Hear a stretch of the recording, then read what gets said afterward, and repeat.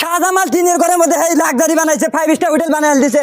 লেখে বা কি করে বানাইলো? আমি শাহজামাল ভাই কাছে হুন আজকে বাইকো ভাই আছেন বলো। হ্যাঁ ভালো আছি। তে জানে যে যে এই টিনের ঘরের মধ্যে লাক্সারি 5 স্টার বানাইছে, আমার তো ভালো লেগে গেছে। কারণ আমি কি করবো? আচ্ছা আমরা বানাতে পারবো না কেন করে? কি বানালে আমার গেল কোন চায়?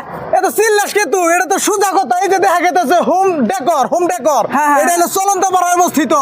এই যে যে যে মার্কেট আই দেখা দেখা যায় আমার। হ্যাঁ, আসি, চলো, এই যে এটা হলো এই যে হেই ঘর দোকান